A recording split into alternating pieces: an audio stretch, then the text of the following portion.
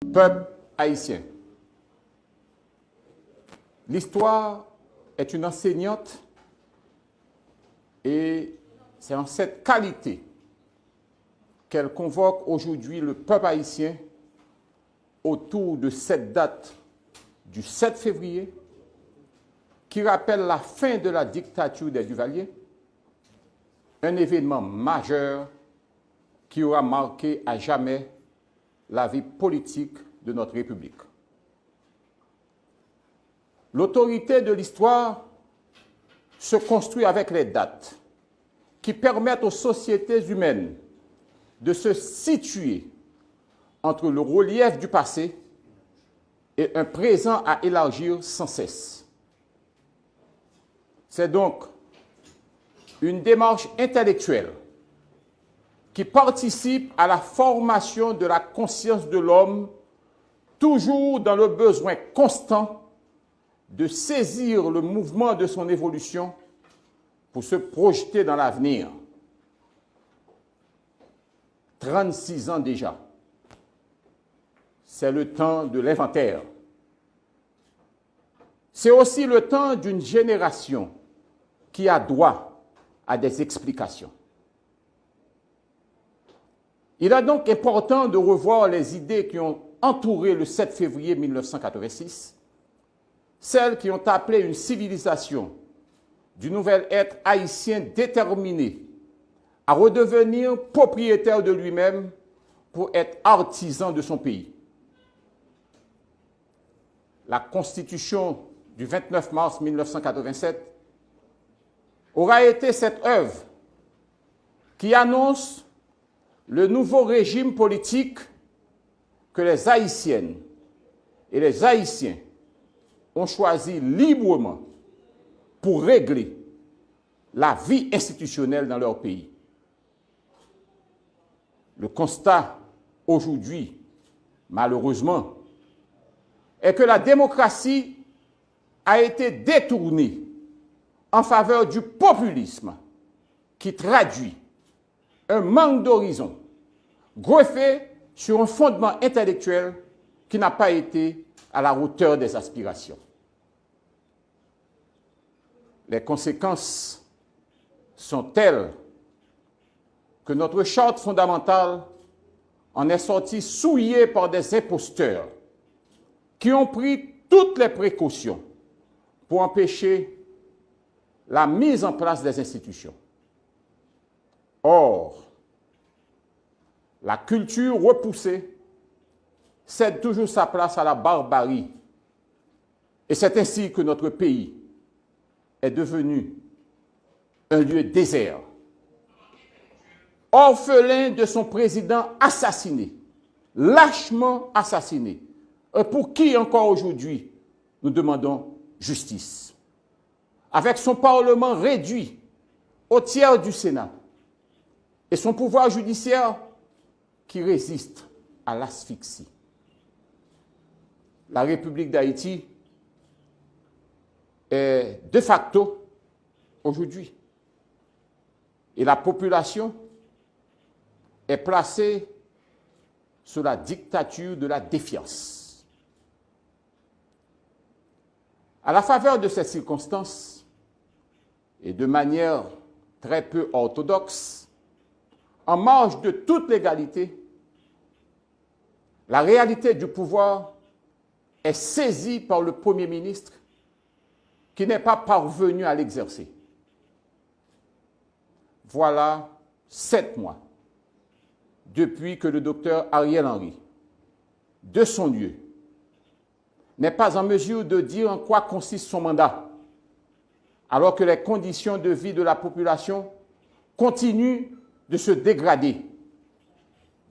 L'État, qui n'a pas l'autorité, est donc incapable d'agir sur l'insécurité et par conséquent inapte à préparer, bien sûr, et organiser de bonnes élections.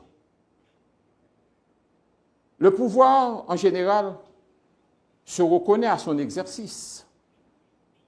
Et un pouvoir qui n'agit, et surtout qui n'agit pas, n'en est pas un.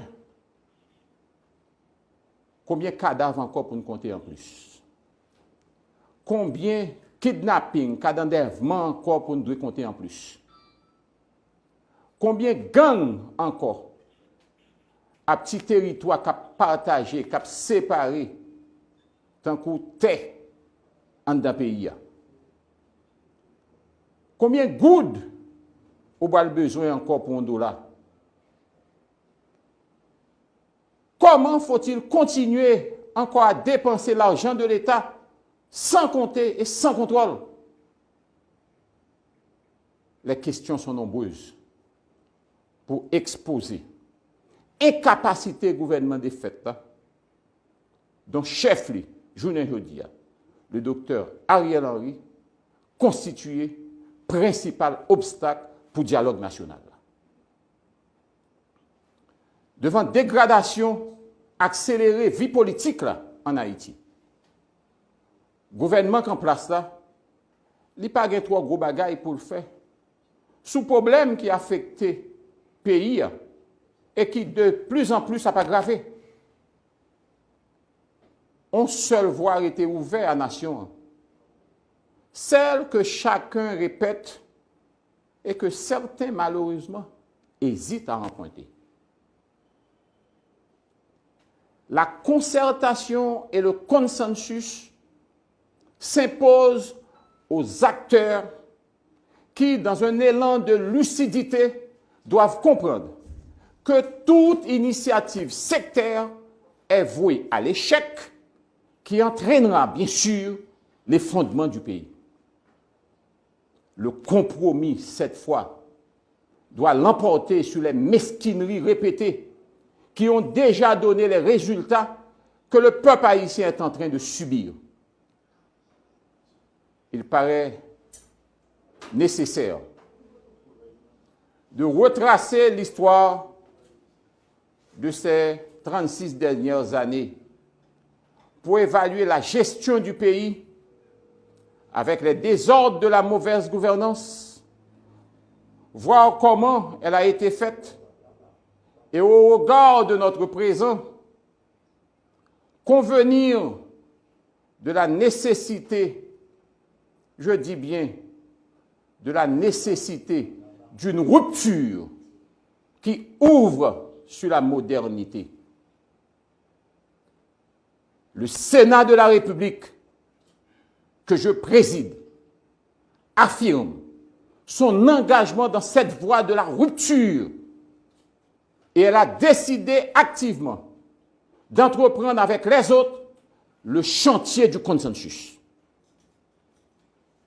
Le Sénat annonce pour la fin de cette semaine la tenue d'une grande réunion des différents pôles de la société, tout en souhaitant vivement la participation du Premier ministre Ariel Henry que nous avons invité officiellement.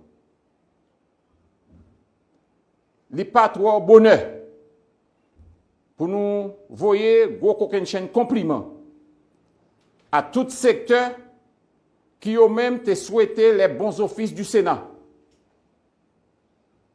Un gros coquin compliment à l'évêque, l'Église catholique, un pile leader moral, un pile leader politique, qui croient que eux-mêmes, c'est seulement consensus qui est capable de mener nous sous voie de libération que nous avons souhaité pour le pays. La détérioration de notre société haïtienne est manifeste pour exiger le consensus au lieu de la confrontation stupide. Et je dis bien stupide. Le Sénat réitère sa position ferme qui constatait, jeudi à même, à minuit, fin service Premier ministre de fête là, que le tabac à pays, et donc rôle les journées jeudi a consisté seulement à liquider les affaires courantes.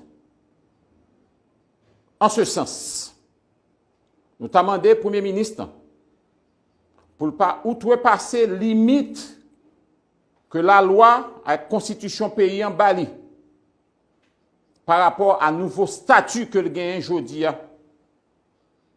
et surtout, pour ne pas aller au-delà de compétences pour engager l'État plus loin, côté l'État doit porter. Je ne m'entends pas là. Mettez conseil électoral campé, fait assemblée constituante, prend un ensemble d'initiatives pour faire des gros projets d'envergure pour le pays.